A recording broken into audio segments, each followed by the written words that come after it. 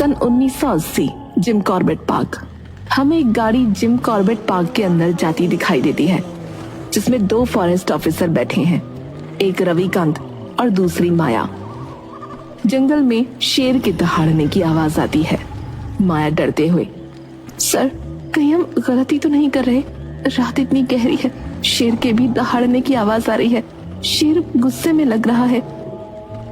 Miss माया, अगर ऐसे ही डरती रहोगी तो यहाँ काम कैसे करोगी? और रही रात की बात, यहाँ हर काम रात में ही करना पड़ता है, क्योंकि जानवर दिन में छुप जाते हैं, समझी? रवि और माया दोनों अब गाड़ी से उतरकर जंगल के अंदर जाते हैं।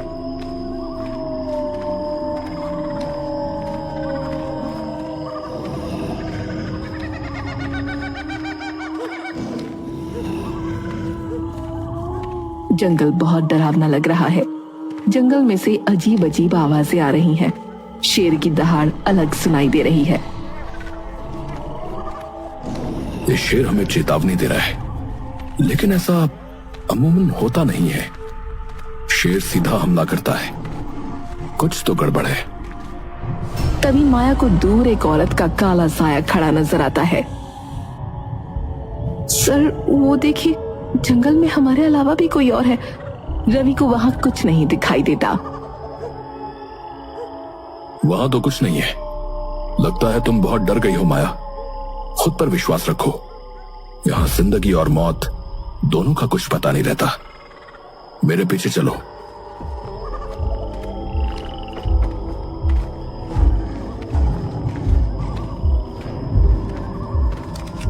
ये एक पागल शेर है। इसका जंगल में रहना खतरे से खाली नहीं है। अगर इसने हम पर हमला किया तो इसे मरना होगा। तभी माया देखती है 2 चमकती हुई आंखें कुछ दूरी पर खड़ी हैं। शेर उसे घूर रहा है, लेकिन उसका शरीर नहीं दिख रहा। सर ये रहा वो शेर। तुम डरो मत माया। लेकिन तभी एक औरत की चीख सुनाई देती है।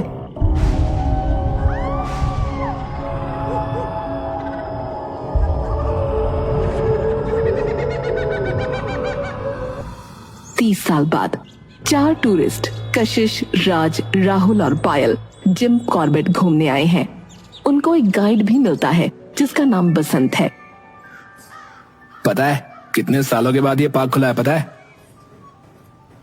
पर ये बंद क्यों हुआ था? अरे यार, यहाँ काफी हमले हुए जानवरों के लोगों पर, इसीलिए सरकार ने कुछ दिन के लिए इसे बंद कर दिया था। अरे ये सब छोड़, हमारा गाइड कहाँ है? क्या आता ही होगा, 2 मिनट रुकते हैं। तभी एक गाड़ी आकर उन लोगों के पास रुकती है। नमस्ते भाई साहब, मेरा नाम बसंत है। मैं आपका गाइड हूँ, गाइड। हाँ भैया, चलें अब शेर देखने चलें। हाँ आ जाइए, गाड़ी में बैठिए, आइए। सब लोग बसंत की गाड़ी में बैठ जाते हैं और जीप जिम कॉर्बेट पार्क के अंदर दाखिल हो जाती है। गाड़ी चलते वक्त जंगल में से कुछ लोगों के रोने की आवाज आती है। बसंत जी, ये कौन रो रहा है? ये सर जी, ये लोमड़ियां हैं। क्या है ना, ये किसी की भी आवाज निकाल लेती हैं। यहाँ कई बार लोगों को छल लग जाता है यहाँ, और वो इनके शिकार बन बैठते हैं। शिकार लोमड़ियों के? मैडम जी, एक बार जंगल में जाओगे तो सारे जानवर मिलेंगे। ये पार्क अपने रहस्यों के लिए मशहूर है। भाई ये बताओ, शेर हमें कब तक दिखेगा? बस गाड़ी चल रही है साहब। देखो, कहीं भी दिख सकता है, वो तो कहीं भी हो सकता है। क्या हम शेर के साथ एक तस्वीर ले सकते हैं? हाँ ले सकते हैं, बिल्कुल, एक क्लोजअप शॉट। तभी सबको जंगल में एक लाश पड़ी दिखती है, जिसका सर धड़ से अलग है। मुझसे नहीं देखा जाता ये सब। बाकी सारे दोस्त भी डर जाते हैं। कोई जहाँ लगता है ये शेर का शिकार बन गया। ये तो दोस्तों, मुझे तो डर लग रहा है। क्या हम वापस चलें? अरे नहीं यार, अब आए तो थोड़ा तो घूमेंगे। बसंत जी, क्या हम पर भी शेर हमला करेगा? अरे नहीं साहब, ये तो कोई गांव का ही बंदा लग रहा है। आप डरो मत, मैं आपके साथ ही हूँ। चारों दोस्त जंगल के और अंदर चले जाते हैं। मौसम भी अब खराब होने लगता है। अचानक से बादल गरजने लगते हैं। ये क्या, ऐसा लगता है बारिश होने वाली है। इस जंगल में कहीं ठहरने की जगह भी नहीं होगी। एक जगह है साहब, हमें वहीं चलना होगा। कौन सी जगह? यही पास में ही जो है एक पुराना गेस्ट हाउस है साहब, हम वहाँ रुकेंगे हैं। हाँ हाँ जल्दी चलो। सभी लोग रेस्ट हाउस में रुकते हैं।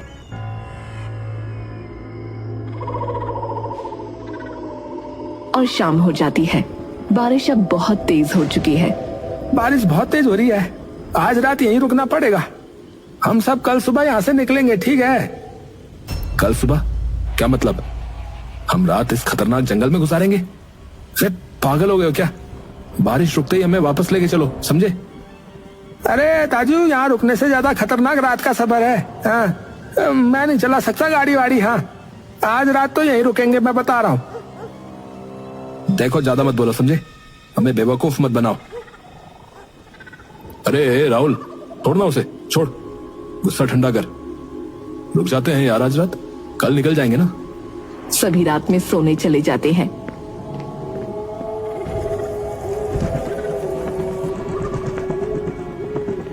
देर रात राहुल सो रहा है, बिजली कड़क रही है, बारिश बहुत तेज हो रही है। तभी कमरे की खिड़की अचानक हवा से खुल जाती है और राहुल उठता है। कौन है? कौन है? राहुल को खिड़की के बाहर बसंत का चेहरा दिखाई देता है, जो खून से लथपथ है। राहुल चिल्लाते हुए दूसरे कमरे में जाता है, जहां बाकी सब सो रहे हैं। क्या हुआ? चिल्ला क्यों रहा है? अरे यार, मैंने उधर बसंत के भूत को देखा यार। तभी बसंत बाहर से कमरे के अंदर आता है। ओ जी भाई साहब, मैं बाहर गया था, गाड़ी स्टार्ट करके गर्म कर रहा था। वो क्या है ना, कई बार पानी चला जाता है ना गाड़ी में, इसीलिए। कशिश और पायल भी उठ जाती हैं।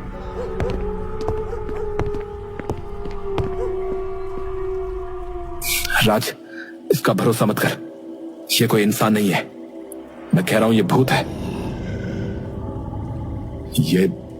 अरे ये तू क्या बोल रहा है यार? अरे यार, इसे बाहर निकाल, मैं बोल रहा हूं ना। अरे ओ भाई साहब, ओ भूत किसे बोल रहे हो? हैं, किसे बोल रहे हो भूत?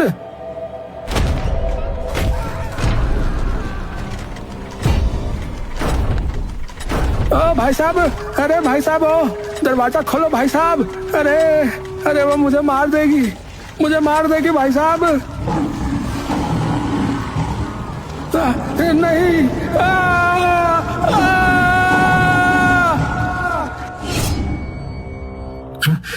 यार ये इतनी जोर से चिल्लाए क्यों?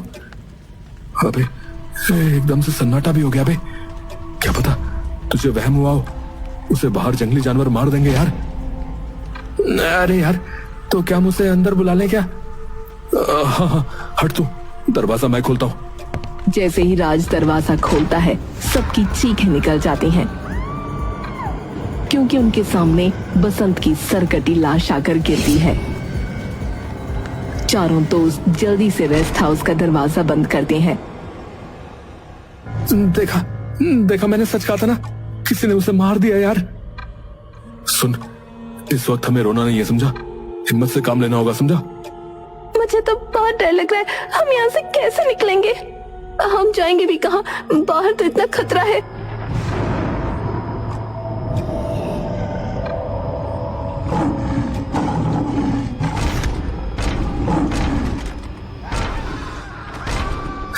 अब क्या करें?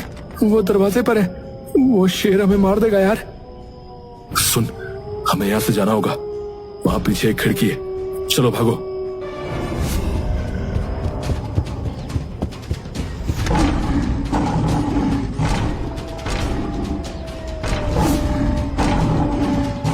देखो, वो रही हमारी गाड़ी, चलो चलो सब वहां चलो। सारे दोस्त गाड़ी की तरफ भागते हैं, लेकिन तभी कशिश का फोन पीछे गिर जाता है। मेरा फोन कहीं गिर गया। सारे दोस्त आगे निकल जाते हैं, कशिश पीछे रह जाती है। तभी कशिश के फोन पर एक कॉल आती है, जिससे कशिश को अपना फोन दिखाई देता है। ये रहा, मिल गया।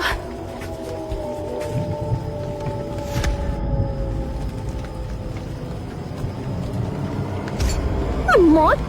कशिश सामने देखती है। उसके सामने दो लाल आंखें चमक रही हैं। एक काला साया उसे घूर रहा है। काला साया उस पर हमला करता है।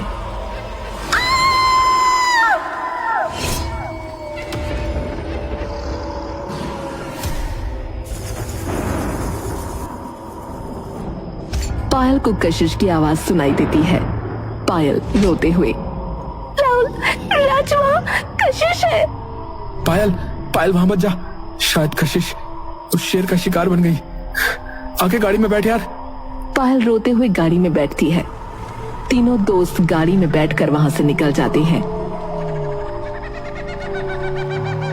थोड़ी देर बाद बारिश अब बंद हो चुकी है और तीनों दोस्त अपनी गाड़ी धीरे धीरे आगे बढ़ाए जा रहे हैं। यार हमें इस जंगल से बाहर निकलने का रास्ता कैसे मिलेगा यार? वही मैं सोच रहा हूँ यार, गाड़ी में फ्यूल भी ज्यादा नहीं है। हमारी एक दोस्त भी हमने खो दी। यार मैं उम्मीद करता हूँ कि कशिश ठीक हो यार। मैं भी। राज, क्या मैं एक बात बोलूं? हाँ बोल पायल। क्या गाड़ी 2 मिनट के लिए रोक सकते हैं? मुझे बाथरूम जाना है। क्या पागल है क्या? गाड़ी यहाँ रोकना खतरे से खाली नहीं है, समझी? रोक ले यार, मुझे भी जाना है। चलो ठीक है, पर बहुत ध्यान से। ये जिंदगी और मौत का सवाल है, समझे? राज गाड़ी रोकता है। पायल और राहुल गाड़ी से उतरकर अलग अलग झाड़ियों में जाते हैं। राज गाड़ी में ही इंतजार कर रहा है। तभी राहुल राज की बगल वाली सीट पर आकर बैठ जाता है। बड़ी जल्दी हो गया तेरा। पायल भी गाड़ी में आकर बैठ जाती है। चलो दोस्तों, यहाँ से निकले। गाड़ी जाने के बाद हमें राहुल की खून में लथपथ लाश झाड़ियों में पड़ी दिखती है।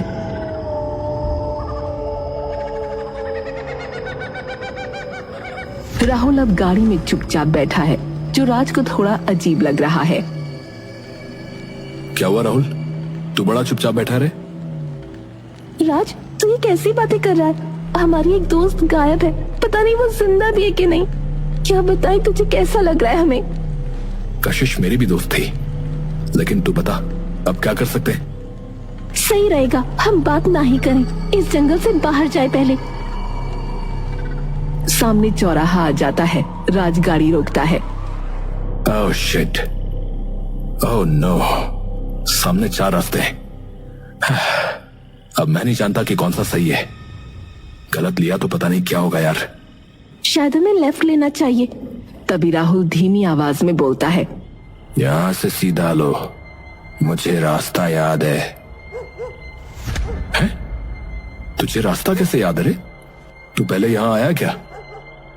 हम यहीं से तो आए थे राज, क्या पता उसे कुछ याद हो। राज गाड़ी सीधे रास्ते पर ले लेता है।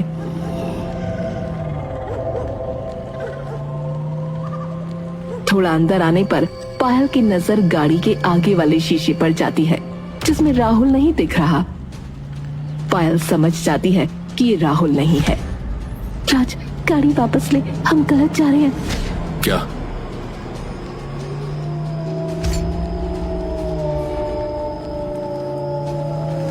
मैंने कहा गाड़ी वापस ले, ये गलत रास्ता है। राज चिढ़ते हुए गाड़ी रोकता है। क्या बोल रही हो? पहले तुम दोनों ने ही बोला था ना इस रास्ते पर गाड़ी लेने को। ज्यादा हो रहा है तो तुम में से ही कोई चला लो गाड़ी। राज, ये राहुल नहीं है। राहुल नहीं है? राज राहुल की तरफ देखता है। राहुल जोर जोर से हंसने लगता है। काले पंछी आसपास उड़ने लगते हैं।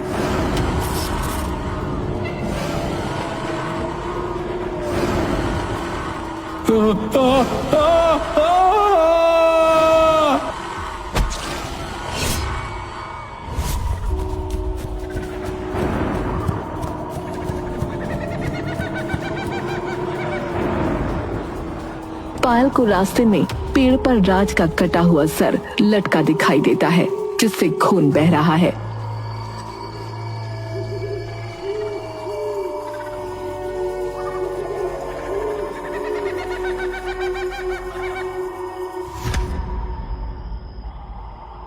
राज, नहीं।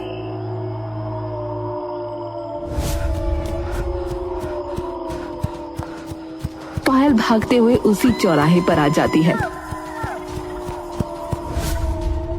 पायल को एक औरत दिखती है। सुनिए बहन जी, मुझे बचा लीजिए, वो मुझे मार देगी। डरो मत, कोई नहीं मारेगा तुम्हें। मेरा नाम माया है, मेरा घर यहीं थोड़ी दूर पर है, तुम चलो मेरे साथ। उसने मेरे दोस्तों को मार दिया। वो कौन है? वो सिंधिया का भूत है। जो उसके रास्ते पर जाता है वो उसका शिकार बन जाता है। बाद में मरने वाले की लाश को शेर खाकर अपना पेट भरते हैं। यानी कि अब मेरे दोस्त कभी वापस नहीं आएंगे। तू जिंदा है ना, ये शुक्र मना। सिंधिया की कहानी बहुत लंबी है, सुनेगी तो हैरान रह जाएगी। माया और पायल चलते हुए सिंधिया की कहानी के बारे में बात करते हैं।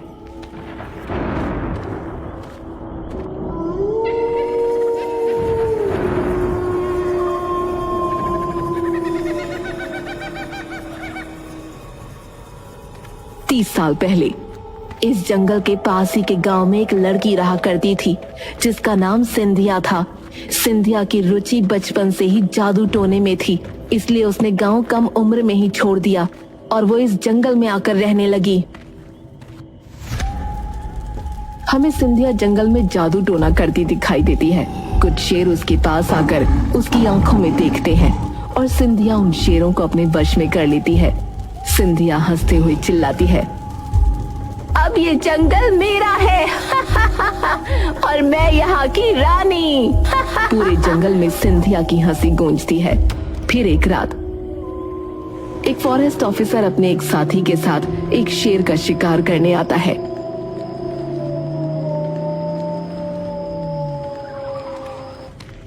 डरना नहीं, डरोगी तो जंगल के शेर खा जाएंगे तुम्हें।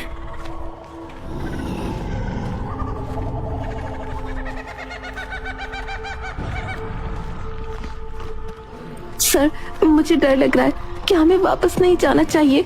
तभी लेडी को शेर दिखता है। सर वो देखिए, वो रहा शेर। ऑफिसर शूट करते हैं, लेकिन एक औरत के चीखने की आवाज आती है। सर, औरत के चीखने की आवाज कहाँ से आई? आगे चलकर देखना पड़ेगा कि ये अजीब सी आवाज किसकी थी। लेडी और ऑफिसर आगे बढ़ते हैं और देखते हैं कि औरत को गोली लगी है और वो जमीन पर पड़ी है। मैं मरूंगी नहीं, बल्कि इस जंगल में शेर बनकर घूमूंगी। इस जंगल पर मेरा ही राज होगा, सिंधिया का राज। सिंधिया मर जाती है।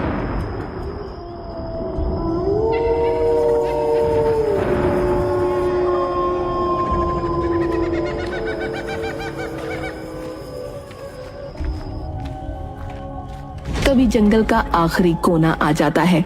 माया सड़क की तरफ इशारा करते हुए कहती है, जाओ लड़की, तुम्हारी मंजिल आ गई है, यहाँ जंगल खत्म होता है। पायल आगे बढ़ती है। फिर कुछ सोचते हुए पीछे मुड़ती है, लेकिन वहां से माया गायब हो चुकी है। तभी पायल को एक टेम्पो आता दिखता है जिसमें पायल बैठी है। अरे समझा मैं तुम्हारी कहानी, बहुत फेमस है ये। क्या फेमस है?